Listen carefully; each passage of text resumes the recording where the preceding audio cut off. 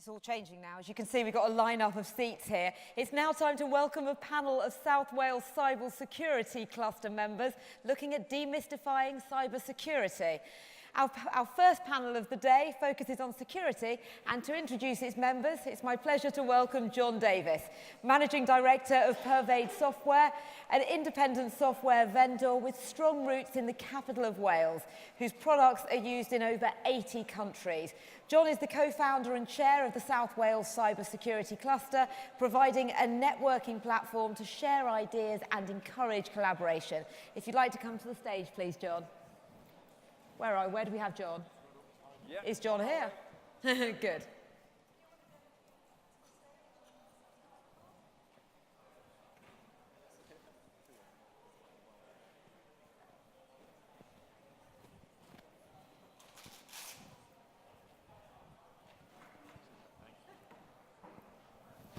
Thank you. I shall now hand the stage over to you.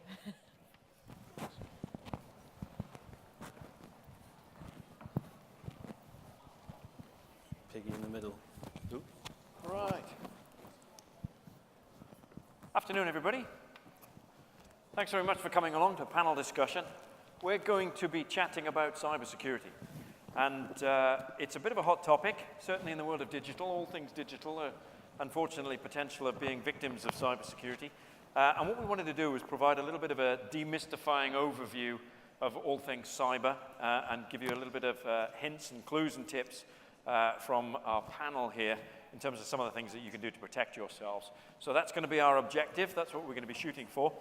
We've just arranged to have a slide put up behind me. Before I do the introductions, let me just give you a little bit of a run-through of this one slide. This one picture is going to stay with us for the duration of the panel discussion. And what we tried to do on this particular slide is put up every aspect of cybersecurity that you might come across. So any conversations that you're having with your suppliers, your IT departments, etc., you will come across terminology and what have you that we can hopefully sum up on this one slide. So what we've got around the outside, these are the steps that you will find a hacker, somebody attacking your network, somebody attempting to attack your network. These are the steps that they will go through. So typically they will start off by reconnaissance. They will recce, they will do a recon on you, your company.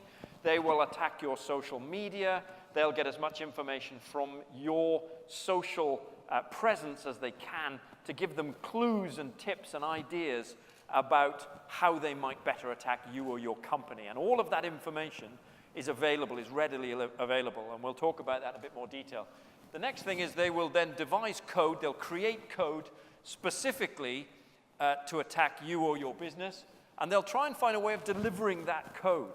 And we've all heard some wonderful stories about how cyber security or cyber attacks are delivered on things like USB drives, USB sticks. Typically, you'll pop a USB into a machine and there'll be some malicious code on it. And of course, it's individuals that pop that code into machines. So they might con you into doing it in some way. Probably one of the most common ones is they'll just leave these the USB drives lying around coffee areas. So you see a big USB drive sitting on a coffee area and you go, oh, that's quite an interesting one. As soon as you plug it into your machine to see if there's anything on it and see if you can use it, down comes the malicious code. So that's a typical deployment method that'll deliver it. Another one that we're seeing lots of, and I know everyone in the room, oh, Kevin, have you arrived? Kevin, do you want to join us up on stage? So in terms of delivery mechanisms, one that we see quite a lot of is emails. So everybody's getting these spamming emails at the moment. They've got one line of text with a little attachment, and it says, you know, you've got a tax return, you've got an invoice attached, whatever it is, and if you double-click on it, that's going to be delivering the attack. So then they're looking at exploiting gaps and problems within your network and within your systems like Microsoft. They're going to be installing their software and then hacking it to get hold of your data or your money. So in the middle, with all of these attacks bombarding from all angles, what we've got is the must-dos. These are the things that we talk about in cybersecurity as being the things that you should absolutely, categorically, you have to do these three things first, and then everything falls out of it. So the first one is a risk assessment to understand what is your key data, what is the data that would put you or your business at risk, whether it's reputational risk or whether it's financial risk. What is the key data for you? And every business, every individual in every business is different. So you need to do a little bit of an exercise that says, what am I trying to protect here? What is it, the specific data that I need to be protecting? So if it was your house, you know, you'd be protecting your jewelry that's in your bedroom a little bit more than you would be protecting the lawnmower in your garden shed, for example. So decide what for you is your jewelry as opposed to your lawnmower. And then get some penetration testing done. This is effectively inviting a hacker, a friendly one, thank you, a friendly hacker to come and attack your network to try and get that data. And if the hacker can get that data, then that immediately tells you, point in time, here and now, what are my vulnerabilities? Because if he got it, a really bad guy could also get it. And then that gives you a point in time notion of your vulnerabilities. So what we then want to do is set up some continuous monitoring that says, well, okay, over time, through time, what should I be looking at? If I've got a fence, if I've got holes in my fence that my pen tester identified, can I put some monitoring onto those holes in the fence, shine some spotlights onto those areas that I know are weaknesses? And as you can imagine, that's an iterative process, right? If anything changes, if your data changes, if your company changes, it's an iterative process. You just do a risk assessment again, get a pen tester back in, and then tweak and change and alter your monitoring regime. So that's what we talk about. You'll also notice there's a little red triangle in between. That little red triangle is every other product and service in the market for cybersecurity. Everything else fits into that tiny little triangle, which sounds a little bit kind of degraded. But actually, the reason we put it there is to send the message that if you haven't done a risk assessment, some pen testing, and you've got some monitoring underway, how do you know what you should or shouldn't be buying? So if a sales rep knocks on your door and says, we've got this incredible widget, this incredible intrusion detection, behavioral anomaly detection, blah, blah, and you should definitely buy it because it keeps you really secure, how do you know if your company needs it if you haven't done those exercise in terms of risk assessment first? We often get people saying, oh, well, what about obvious things like a firewall?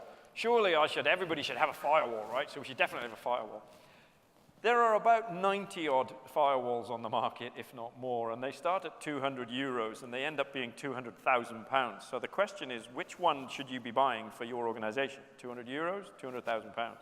And the answer is, do those three things, and you'll know exactly which one you should be buying.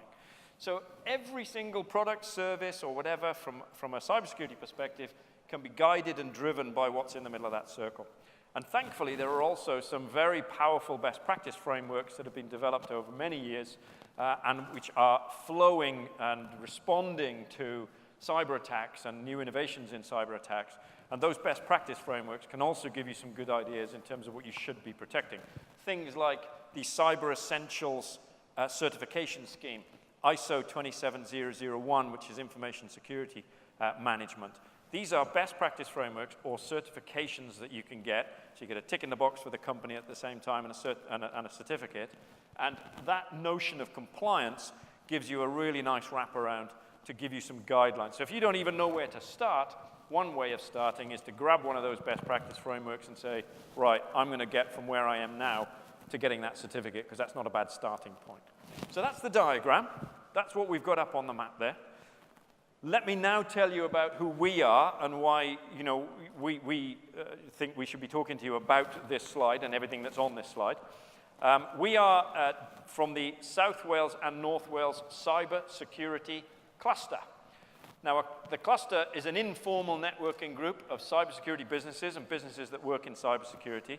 So we don't profess to be experts, but we've been in the business long enough to know roughly what we're talking about. That's the idea. And we, as a cluster, in South Wales now, we're up to about 150 companies, cybersecurity companies. We do have that many cybersecurity businesses in South Wales. And in North Wales, I think you're up to about 60 companies now in North Wales, 80 companies. So combined, we're up at about 250 cybersecurity businesses just looking in Wales alone in terms of expertise. And Wales has emerged as being a bit of a hub for cybersecurity expertise in the UK. It's not London, it's not Silicon Valley, and it's because we've got GCHQ, we've got the UK Government Centre for Intelligence is sitting in Cheltenham, and all of the businesses that feed into the British intelligence community then either get places in Malvern or further across, or down into what's called the Severn Valley Cyber Launchpad into Newport and Cardiff, or up into North Wales. So that's why we've got such a huge concentration of cybersecurity expertise in Wales. And we've got 2 clusters of informal networking groups, and we are all members of that cluster. So if you've got any needs, any questions, any issues, or you've got an interest in cybersecurity, please come along to cluster meetings. You'll meet us, you'll meet other members of the cluster. We meet monthly, and the meetings are open to all. So I'll start off with Kevin. You're Kevin Weeks from ZenRS. You're Managing Director of ZenRS. Can you tell us just 2 minutes about yourself, please? Yeah, sure. Well, I think one of the attractive things about the South Wales cluster is the diversity of its makeup. There's no point coming to me for advice on your port settings or what cables you should use or configuring your firewall. It's just about understand what those terms mean. I'm a reluctant cyber member with 30 years worth of experience in government agency work and policing. And latterly in the commercial world, offering security consultancy to anything from high net worth individuals up to enterprises. I suppose my expertise is coming at it from the adversary's point of view and understanding that cyber is not an IT problem, it's a business problem. And I'm trying to promote the idea that to be strong in cyber or to maintain your reputation, your profits, you need a good holistic response, and that needs to start with your background screening of your staff, monitoring thereof, your rules and regulations, your locks and access controls, and your cyber, because a determined adversary will try and probe that weaker spot. So that's what our company does at the moment, is provide that holistic response to cyber contained within a business problem. Very good. No, thanks very much. Ben? Hi there, my name's Do you Ben. need a microphone? No, I think I've got. No, I don't know how it works, but we'll give it a go. My name's Ben, and I am the Managing Director of EchoSec. We are a social media security company, so the idea is we basically will allow companies to work out what their social media exposure is. So we work with FTSE 100, Fortune 500 companies, military, law enforcement, organizations all across the world, because they are now waking up to the realization that there's kind of no boundary between social media in the business life and the personal life. We will use social media when we're on work. We maybe won't admit it, but we do. And we'll then also use it at home. Now, because of this, there are some serious security weaknesses, and our software is designed to be able to identify those and at least make people aware of it so they can do something about it. You're done.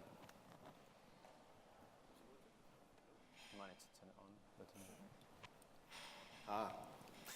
Yeah, hi, I'm Rodri Evans. I don't think I'm usually as orange as this, I've got to be honest. A bit scary. I haven't been to a tanning parlour, I promise. So I look after cybersecurity for Wales and the West for PricewaterhouseCoopers. Please don't shoot me. I'm not a managing director, unfortunately, like these guys. I'm just a worker bee. Prior to joining PwC in January, I was the head of information security at Principality Building Society. And like what the other guys have said, you know, one of the biggest bugbears for me is that people just keep thinking of cyber as being an IT issue. It's really not. And I'm a pretty simple kind of person, so when people talk to me about technical things or technology per se, and they start talking about vulnerability assessments, I have to try and simplify things as much as possible. So a big thing for me is about using analogies all the time. So one of my favorite analogies, and if any of you are Welsh, maybe you like this one, is that I see data as being like a bunch of sheep. And I'm the farmer, and I'm there trying to protect my sheep. But if I've got just common garden sheep that, let's say, Welsh hill sheep, hundreds of thousands, maybe even millions of them in Wales, more sheep than people, then I don't really need to be protecting those sheep in the same way as if I had a prize Texel sheep that was worth £100,000. So, and it's the same with data. Often we're concerned about the Chinese trying to attack our systems, or we're concerned about some competitor who's going to maybe try and steal our intellectual property. And I always take it back to basics. Well, what have you actually got that's worth stealing? And then when you look at what you've got, is it worth stealing? If it is worth stealing, then let's look at protecting that. Let's not try and protect everything from the Chinese, because in all honesty, they're not probably going to come after a little building society in South Wales where I used to work. So yeah, that's me. Very good, thanks. Hi, I'm Jason. As John alluded to, I run the North Wales Cybersecurity Cluster, and I'm also Managing Director of Hashtag Marketing. We are a secure web development firm. So I didn't start out in cyber. I, like a lot of techie guys, kind of started out just building programs and websites. And one of the realizations that I came to is that in this digital age, your website is like your shop front window. So the most likely way that somebody is going to burgle your shop is probably to come straight through the window. They're not going to take a jackhammer to the side wall and try and gain entry that way. It's a lot easier to come straight through the window. And in this digital age, your website is that window. So it's the most likely point that somebody will automated attack you. And 80% plus of the attacks that float around the internet and the ones that are targeted to hit as many people as possible are web-based and are targeted around accessing people that way. And what we do is we looked at this area and said, well, people are going out and spending £30,000 plus on big firewalls and all the rest of it, and trying to get their websites for free, or trying to get it done for a couple £100 off their host, or using build-it-yourself tools. And we kind of try and help companies and small and medium companies to build a more secure website and look at where they're storing their data and what actually sits behind the website and what people can and can't access. Very good, thanks very much, Jason. So that's the gang. I myself, I am the managing director of a software company based out of Cardiff. And we've developed some security monitoring software that we're very proud of, and our software is able to monitor all data types, because one of the problems that we're seeing is if I want to block a lot of the attacks that are coming through traditional monitoring systems, obviously the hackers that are building this code, they're weaponizing code, they understand what these various monitoring systems do, and they can basically create attacks that can circumvent and can get past those monitoring systems. And we're seeing that more and more now. I think the last statistic I saw on something called advanced persistent threats, these are code that has already got onto your network, it's already sitting on one of your servers or one of your machines, and it's going to sit there for an amount of time before it suddenly jumps into life and does something malicious. The average amount of time for that malicious code to be sitting on your system is over 9 months, which means that that thing got through and it landed itself on your network 9 months ago and you didn't spot it. So our job in life as a monitoring firm is to create monitoring systems that help to stop those pieces of code that sneak through the outer edges and manage to get onto your network. So that's what we do. So just in terms of the format, hopefully that gives you a sense of who we've got here and the kind of expertise we've got sitting around the table here. We've got some questions by email earlier. So the panel itself's been advertised on the Digital 2016 website for the last couple of weeks. And we've got 3 or 4 emails that have already been submitted as being questions. So I'm going to rattle through these and offer the questions up for the panel. But if any of you have then got some questions of your own, if you'd like to pose some questions, I'm sure we're going to have some time after we've dealt with these to take your questions as well. And maybe us answering these will trigger some interesting questions of your own. So the first question that I've got actually is definitely linked to this first step, this first piece here about reconnaissance and how you go, the fact that you can get so much information about a person or a business from social media. And the question is, how can I best protect my digital footprint?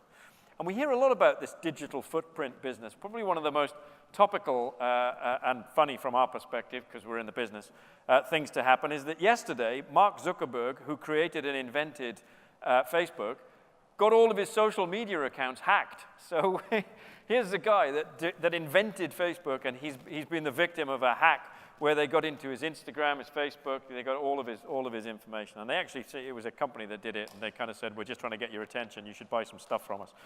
But at the end of the day, it just goes to show the guy that built the stuff in the first place has just been hacked and hoisted by his own petard, quite literally. So if that being the case, that's a great example of it. If the question is, how can I best protect my digital footprint? Ben, do you want to pick that up and start off on that one? Sure. So can I begin by asking, has anyone heard of the term social engineering? Kind of hoping for a show of hands, but don't worry, I'll kind of... Okay, good. Some people have heard, yeah. Okay, sorry. So enough of you have heard of it. So the idea is, of course, you will find information about people and you'll use that against the organization because you can pretend to be someone else. So where do you get this information from? Can I have another show of hands, please, of anyone who has a Facebook account? Excellent, okay. So it's reckoned that about 2 in 5 people have adequate privacy settings. So that means 3 out of 5 of you don't. And that means basically anyone can simply access information about yourself, your locations that the restaurants that you go to, the gym that you go to. I'm sure many of you have posted when you're just about to go on holiday. So, whether that could be a burglar knows when you're out of the house. But also as a hacker, I know now that you're on your way to Florida on holiday. I can now get in touch with your receptionist and I say, so imagine the CFO, I've just told everyone on Twitter that I'm going away on holiday to Florida. We can easily look up the flights for that day and see that you're going to be flying at 11 o'clock that day and your flight's going to be 10 hours, so I know when you're going to be not in contact. I can now get in touch with the receptionist and I can say, so-and-so CFO is away flying over to Florida. He's asked me to send this email across. Can you open the attachment, please? It's really urgent. Now, I send that across. I've informed her because I know that this CFO is going away on holiday, and why is she going to question it? And she wants to do a good job. She wants to help you out. She'll open the email, he or she rather, and then that's the route in. Now, you think that seems trivial, but there are examples where organizations have lost hundreds of millions through these sort of attacks. I urge you to look at an example, a company called Ubiquity. I think they lost $57 million because they got in contact with the finance department, same sort of attack, and the finance department transferred that money because they thought they were speaking to the CFO or CEO. So it does happen. So really our software is used to identify where those weaknesses are and be able to see whether maybe your employees or maybe people from your site are sharing information that could be useful for attackers. So we're trying to stop that from happening, basically. No, I think it's a good point. Yeah, I think Go on, Rod. Really useful because I could have done with it 2 years ago when my house got robbed when we were on holiday. And it wasn't me. I've got a Facebook account, but I never go on it. Hardly ever go on it because I think Facebook is like the devil and I should stay away from social media and stuff like that. But my wife and her best friend are massive Facebook users, and they'd put on that we'd gone on holiday and got a phone call on the Thursday just before coming back from the cleaner saying that the place had been ransacked. And yeah, the problem is with Facebook and with a lot of these social media sites is they keep changing their settings all the time. So trying to keep on top of them is a bit of an arseache. God, pardon me, my language is terrible. Yeah, so your kind of software sounds like it'd be really useful. And that's a good point, though. Is this on? I don't know. It's not just about your own Facebook or Twitter or whatever it might be. Some of you will say, oh, I don't use Facebook or Twitter, but it's about everyone around you as well. It's friends, it's family. They're sharing photos. They're posting about being on holiday with you.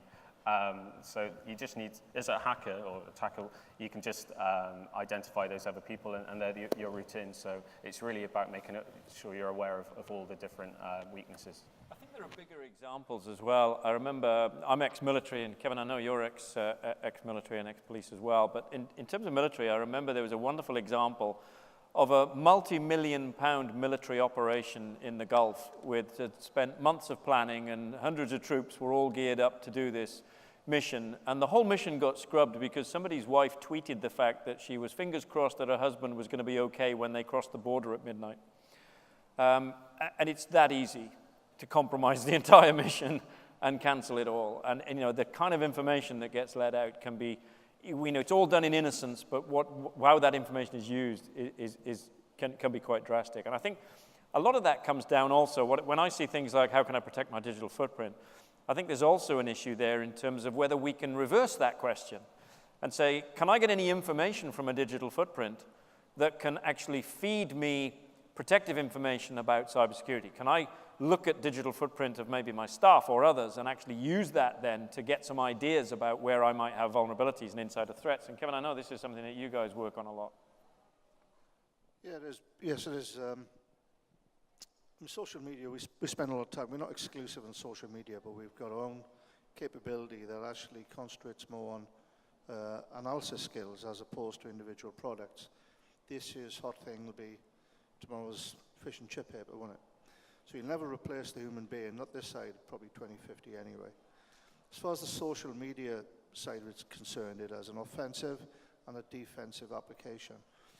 And in the hands of the right poacher turned gatekeeper, what you can do, we've done 2 projects for decent-sized businesses, in excess of 200 employees, where we've started with no inside information on that company to try and establish the amount of exposure that company has to the risk to its reputation and its primary assets. I think the first one we did, we looked at 390 people, and within 2 days we'd established a hierarchy of just over 200 staff. And then if you put that together with a tracing tool which is available to the public, if you want to purchase it, you then get homes and addresses. Put that together with geo-based location information from social media, from the products available out there. You can then maybe see where those individuals are spending their recreation time and how prolific they are.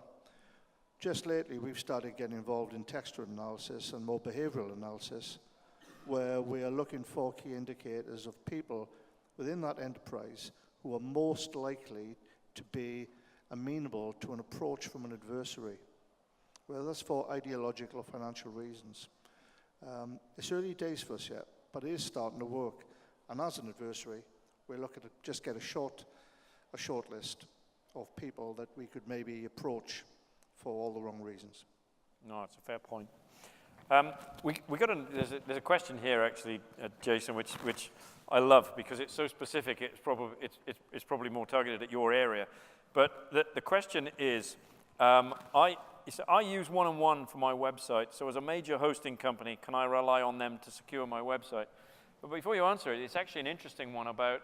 We've been through this process of can we trust the network carriers, can't we? So to the telecoms companies, if I've got a telecommunications network, is there anything that the telecoms carriers are doing to protect me? Because if the telecoms carriers are protecting me, then I don't have to worry, do I? Because I'm just being taken care of because, BT is sorting that out. And I know Luke from BT did a great talk this morning where he covered some of the aspects of some of the efforts where BT is spending millions of pounds on helping to put a security layer across their technology platform, etc. And there's a big danger here that we say, oh, well, I don't have to worry about my iPhone or my Android phone or my mobile phone because actually BT are going to take care of that for me. Or some other carrier is going to take care of it for me. And there's a lot of times we hear people say, well, I don't have to worry about my IT security because I outsource it to an IT security provider or an IT network provider, and they do it all for me. So going back to this actual question that we've been asked, Jason, is this a fair statement? Is this a fair thing to say, I'm using a big carrier, so my stuff is safe? There's kind of 2 sides to it. So in some respects, yes. In many respects, no. The first thing is, if you're using one of the main hosting providers, the chances are they have firewalls and that sort of thing in front of the server. So in terms of people trying to take your site offline, people trying to attack your site, things like DOS or denial of service, so trying to get lots and lots of requests to your website or to your web server so that it runs out of the ability to respond to people and falls over. Big hosting companies tend to be okay for those. They'll take care of that side of things for you. What they won't do, and the trap a lot of people fall into in this respect, is that when you sign up to a hosting company, like One-on-One, for example, they offer you the ability to build your own website. And these, what are called WYSIWYGs, or what you see is what you get, builders, are really, they're coming on leaps and bounds, and you can build some very attractive looking websites. The problem with these, and where they are in a lot of ways less secure than almost any other platform, is that they're the same. They're built around the same architecture as everybody else. So One-on-One's own builder has got 100,000 people, all with the same back-end technology for their website.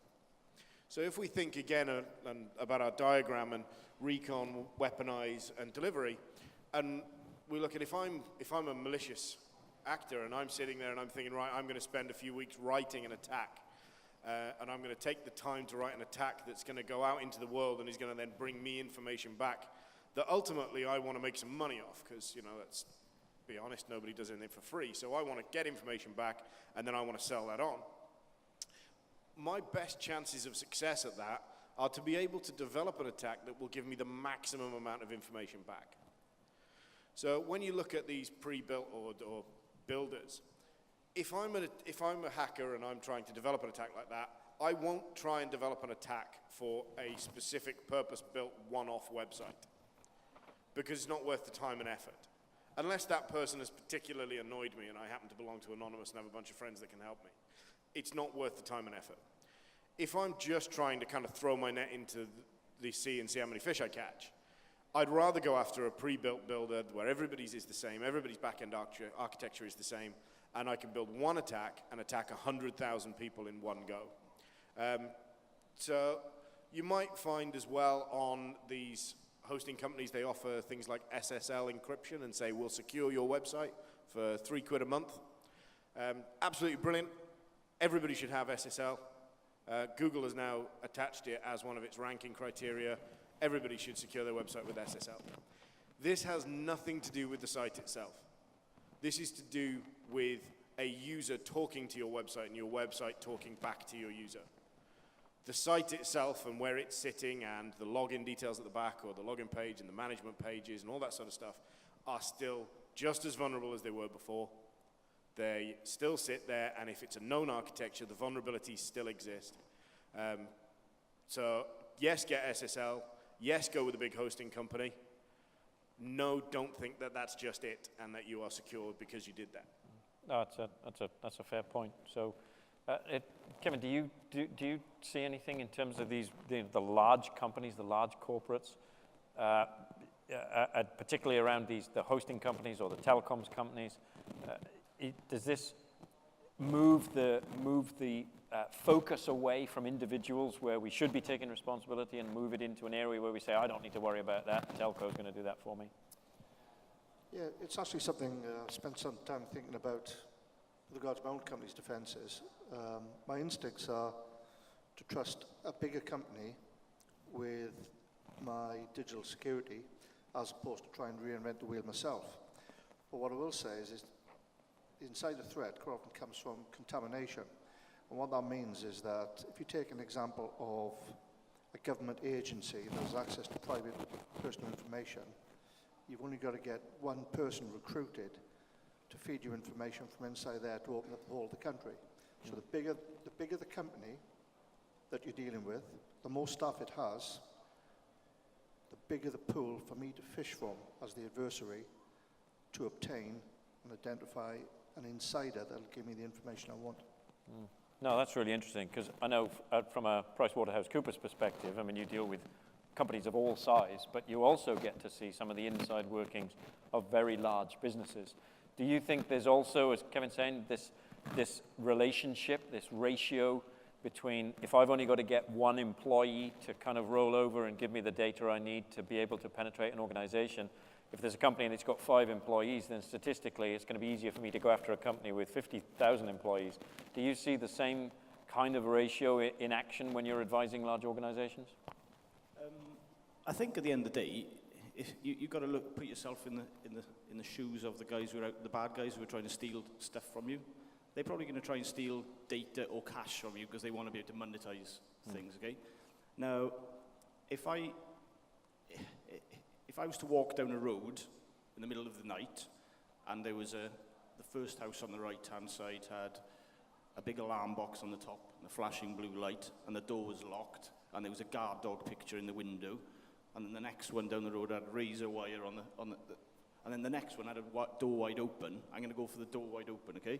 So I'm going to look for the weakest link, and it's the same thing with trying to protect ourselves. You might have fantastic technical security in place. You might have a website that is protected extremely well and you penetration test it till the cows come home. But you may have one person there that is just a weak link. Now, do I go for the big company with 50,000 employees that have probably got some pretty good controls in place? because I'm hoping for that one weak link or those 10 weak links that'll find their way in? Or do I go for a medium-sized enterprise that maybe hasn't invested in security a lot? And I think that's the question we need to be thinking about. I think that, whereas John said, I agree that, you know, if I was developing some malware that I was going to try and use to attack a website, I'd probably look for trying to attack maybe something that a large component behind it that was utilized by lots of different web companies. But nowadays, you know, just Google hackers for hire. You could go there, hackers list. Within the hackers list, you can find somebody who's going to steal data off your next door neighbor. You can find somebody who's going to hack into your wife's Facebook account because you don't trust her. You know, it's just available everywhere, and it's really cheap. You know, so it's not getting any easier, I suppose. Yeah. And we've got to make sure that you've got the three things there. You've got to have your people who understand what the risks are. You've got to have your processes in place to try and protect if that person inadvertently clicks on that link or opens that PDF document with a bit of malware in it. And you also need the technology there, because without them, it's like a stool with 3 legs and one of them's missing. It's just going to fall on the floor. So you need to do the same thing with your cyber.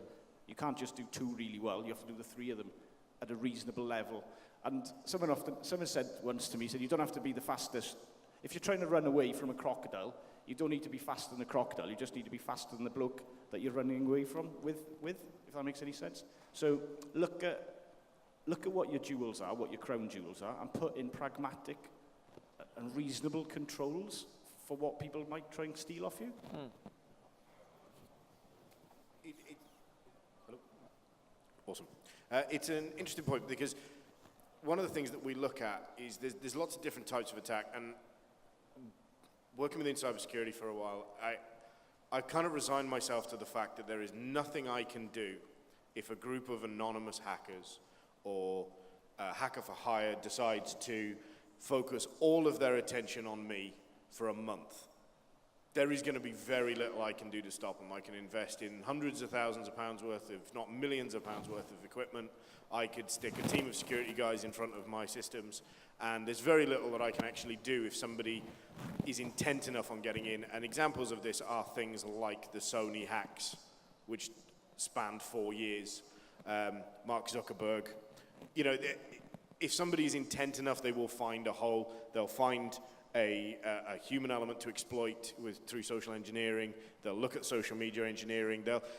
It's definitely going to happen. What we tend to focus on, and what we look at small to medium businesses to focus on, is the 80%. The majority of malware and the majority of malicious code that exists in the world at the moment is automated, and you can buy it off the dark web. You can buy, you know, stick it into Google. You can buy it off a 12-year-old sitting somewhere in Eastern Europe, and they'll run it for you. But it's automated. It's pre-written. We know what it does. We know what it says. So if we can do the right things, and a big step for this is things like, if you go outside of websites and you look at your entire network, it's things like Cyber Essentials accreditations. It's, am I doing the right basics? And if everybody's doing the basics, then what you're actually doing is you're not guaranteeing you can't be attacked. What you're guaranteeing is that 80%, the most common things, can't be attacked. At which point you can start talking to people about, well, I happen to have pissed somebody off and I know that they're really good with computing. I'm a bit worried now, what cool, sexy stuff can I do to protect myself? But if you're not taking care of the 80%, then I wouldn't worry about the people trying to attack you. I'd worry about the computer systems trying to attack you that are just bouncing around from link to link the same way Google does. And that's where we look at it, and that's where we look at these big hosting companies, et cetera, is that they are a prime spot for this, because there's 100,000 people in one place. That's nice and easy for these automated codes to bounce around trying to attack people, and that's kind of where we look at it from. And what I would say. So I think there's quite a nice balance that's come out there. We hear about the big companies being attacked. You know, you've mentioned a few there, like the Sonys and the what have you. We hear about large corporates being attacked, and we think that actually it's just the big companies that get attacked, right? But the points you've also raised are absolutely bang on. If it's the run-of-the-mill, repeatable, templated, easy, quick, cheap support systems and support infrastructures that are actually easier for hackers to attack, The large corporates are not going to be using those platforms. The smaller organizations are using those platforms. And you've made a great point there as well, Rod, about the fact that, well, the large corporates have probably spent 2 or 3 million on their cybersecurity, and your small enterprises probably have spent 2 or 3 pounds on their cybersecurity, so they're going to be an easier target as well. And I think, you know, Ben, from the perspective of social media and how easy it is to go and get that information and use that data, and then being able to actually forensically analyze that data to the nth degree and find that there are, in fact, malicious insiders, there are disgruntled insiders, or there are insiders who, without realizing it, are an easy mark for a determined hacker. And as you say, Jason, a determined hacker is going to get in. So it's a question of how we deal with that. From a monitoring perspective, we see all of that. We see that whole lexicon all of the time. And we have to try and find ways of shining spotlights on all of those areas all at once to give ourselves that visibility, which is really hard. We've got about 5 or 6 minutes left, and I'll stop with the questions that we got preempted with. Has anybody in the audience got a question that they'd like to ask the panel? Are there any questions burning here in terms of, we have one. Shout, shout.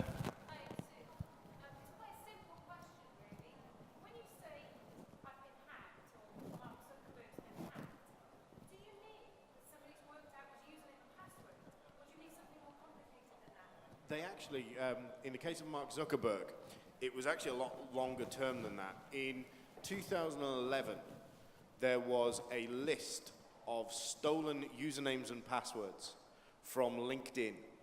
And it was, if memory serves, 128,000 usernames and passwords that were stolen back in 2011. And at the time, they didn't do a great deal with it. And a couple of years later, it arrived on the dark web for sale. This list of 128,000 usernames and passwords arrived on the dark web for sale, and it cost £1,500 or 5 Bitcoin at the time. That's what they were trying to charge for it. And evidently somebody has bought it. A few years later now, they've basically used this information to gain access to one of his social media accounts, which is his LinkedIn account.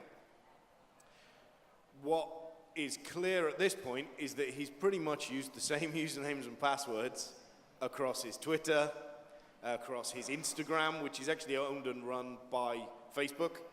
So his own company, he's using the same usernames and passwords for. So it's quite clear that human error is at fault here, because if he'd have done the things that he tells us to do, and he'd have used different usernames and passwords, and he'd have changed them every month and all that kind of stuff, he wouldn't be in this boat. But yeah, so in this occasion, it was a much longer game plan. And again, if you look at the Sony hacks, the hacks of Sony, they actually planted a whole bunch of small stuff across a series of years. And they went after usernames and passwords again. And then they attempted, and I think they actually managed to get a few credit card details off an external company. And that built over years as they were laying the groundwork for it. They didn't just kind of turn around one day and go, right, that's it, I'm after it. And it's an interesting point because, as John says, with the monitoring side of stuff, if somebody is persistent enough, if somebody is determined enough to take 4 years attacking you, they're going to get through. But let's be honest, most hackers are lazy. If they weren't lazy, they'd be earning the big bucks working legitimately as white hats. You know, they'd go out and get a 9-to-5 job, which means if it's hard work, they're not going to go after a small company for 4 years because the payoff's not going to be big enough. They'll move on quite quickly. So if you can shine a spotlight on them, if you can deter them from the easy methods, then it's a question of this amount of work versus a payoff for it, the same way that all businesses operate. And if you do the basics and you do the right things and you monitor, again, risk assess, don't spend your time trying to secure everything. Yeah, I think at the end of the day, we're all lazy, aren't we? So, you know, I've probably got a couple of different passwords that I use, but my wife has the same password for everything. And there has been some analysis that's been done on stuff that they've found on the web when usernames and passwords have been found there. And you know, the top 10 passwords are password 123, January, February, March, April, Monday, Tuesday, Wednesday, Thursday. You know, they're all really simple kind of stuff. So, yeah, sometimes we've just got to maybe realize that we need to be a bit more clever and not so lazy. In terms of the whole thing that we're talking about monitoring and we're going to get hacked, definitely. Well, yeah, I suppose, like John said, if somebody really wanted to have a go at us, we probably could get hacked. 85% of hacks would probably be stopped if you had something called cyber essentials in place, but that's just technical controls. What you've got to look at is you've got to look at things from very beginning right to the end. So you've got to try and put some controls in place, which might be around preparing for the inevitable. So we're going to get hacked. If we're going to get hacked, what are we going to do about it afterwards? Who do we call? Can we call on one of these guys from the cyber cluster? Do we know who the people are around there? So you put that in place. You test that thing out. You then look at preventative controls. So you look at putting a firewall in. You look at having some secure development standards in place so that you're not writing really bad websites. You then try to detect things with the monitoring. If somebody does get in, you get to know about it sooner than 267 days, or whatever it is. So imagine at the moment, if you got hacked and you're holding personally identifiable information of people, and you went to the ICO after you were hacked and you went to them, I'm really sorry, but we were hacked and we've lost thousands of records of data. And they'd go, all right, okay, when did this happen then? Oh, well, we found out about it yesterday. No, I didn't ask you when you found out about it. When did it happen? Oh, it happened a year ago. That's not the kind of conversation you want to be having with the ICO. No. In 2 years' time, if you have that kind of conversation with the ICO, he's probably going to chuck a book at you, because all of a sudden, the fines that they could impose on people will go from £500,000 up to, I think it's 4% of gross global annual turnover. So that's a lot of money. So the monitoring is important, but also what's important as well is that if you do get hacked and you do eventually find out, you know what to do about trying to understand how that hack occurred. So you use your forensics, you go back in and try and learn by your mistakes. And maybe I'm talking a little bit kind of like, you're all kind of like, what do you want about here? Well, go back to when you were a child and your parents said to you, if you smell smoke, it's probably a fire. Don't touch that match because it's going to hurt you. Don't pull that fire hydrant because it's not a toy. We have a fire station and a fire brigade because of the fact that we could have a fire. And when we do have a fire, somebody comes in and works out what caused that fire. It's exactly the same thing with cyber, okay? So that whole prepare, prevent, detect, I've done that. Respond and recover is exactly the same for cyber as what it is with fire. I think that's a great point. And it's a good question, actually, because this notion of I've been hacked, what does that mean? For some people, being hacked is about they got hacked individually. And then at the other end of the scale, you've got people that will hack, get a list of 100,000 people, and then hit all 100,000 of them. And it's the balancing act between those. I'm being waved at. I think we're running out of time, and we've got somebody else following us on. So just as a quick reminder, we've been the Wales Cyber Security Clusters. So there's a South Wales Cyber Security Cluster. We meet in Cardiff once a month. There's a North Wales Cyber Security Cluster, meets up near Wrexham once a month. And these are 250 small businesses, all experts in cybersecurity. So if you've got any interest in that area, or if you've got questions to ask, please feel free to come and ask us. There's websites, et cetera, and we'd love to hear from you. Fear not, we talk about the horror stories about cyber all of the time, but actually there are some fixes. There are ways to protect yourself, and we'd encourage you to come and chat with us about that. So in the meantime, I thank you very much, Kevin, Ben, Rodri, and Jason. Thanks for your time today, and thank you very much for listening.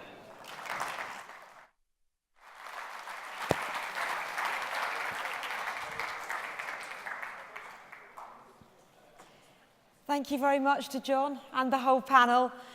Now, we were going to take a 5-minute break now, but I don't know if we want to just crack on, because I know we are running over a bit. I'm waiting for someone to give me a wave of what they would like to happen.